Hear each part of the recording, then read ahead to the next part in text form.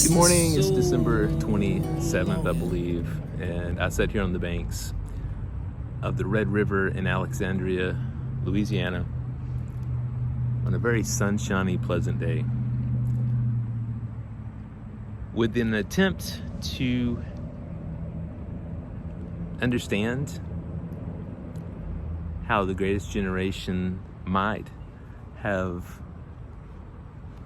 awoken to finding their best days in the moment. And I'm just across from the house, or where the house was, as we now know, of my muse. And I would like to read a little bit from The Calling. This is Winston, part of Winston, who is all fictional. He is all me, but he is riding to Virginia from the Pacific, and I won't do these words justice, because even though I wrote them, I can't really say them, because the voice is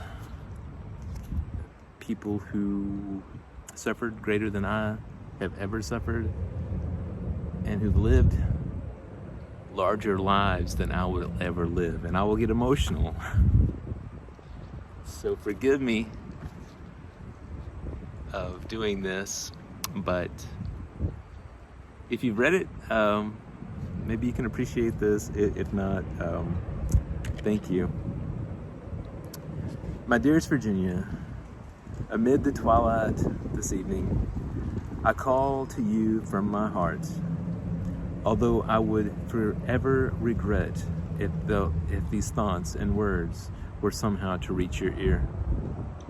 At this moment, I hope you are having a pleasant day, where the wind shakes the leaves of the trees and their chiming sings out like a choir, supporting the collective verse of the songbirds that glide carefree in the clear blue skies. Today my boots trudge over the rocks of foreign shores, and their soles are caked with the aggregate of flesh, blood, sand, and soil. The stillness of the dead fascinates me, for the bodies now lie, strangely, in a morbid peace, as I hunker in this position and place. While the fighting seems to have been suspended for an unknown amount of time, I have the opportunity to empathize with my father. I now know what he was staring at as he looked out the window. If my suspicions are correct, and he bore witness to similar conditions, I am confident that they would forever be imprinted in his brain. Perhaps he, as I now, would have rather had the experience of the slaughtered soldier whose images and memories of this arena are erased. Instead, he and I are the survivors. We are the mentally raped. I will not consider myself a coward, yet with this mindset, I must hope that I can find forgiveness from the Lord for my actions, and with his mercy in death and in heaven, all this will be forgotten. If I see you again, I will not speak of these events of this time. I have done my duty, but my heart does not sing the patriotic songs, nor does it revel in any rejoicing. For I have witnessed the travesty of war. I have taken in the sounds of battle and the images and actions too horrid to be raised and supported by any peace-loving entity. I can no longer recall your beauty or hear an echo of your voice, for my mind has been overtaken and saturated with my position, my ears deafened by the exploding shells and screams and cries.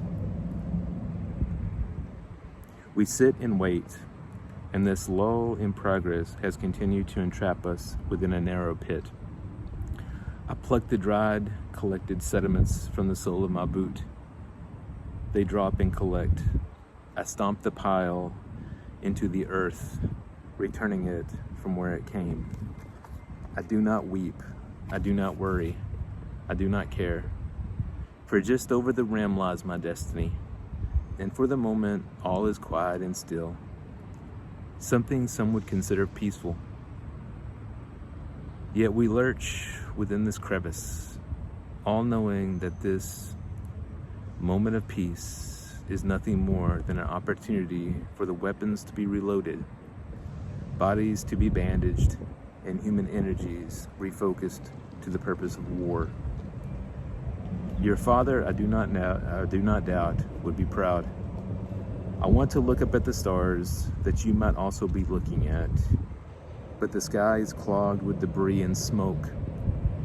What this country and the world have gained by this war will never equal the cost. Brilliance will never come from the acts of man, only the divinity of God. And you, my dearest, are one of his most brilliant creations. I love you. Yours always, Winston.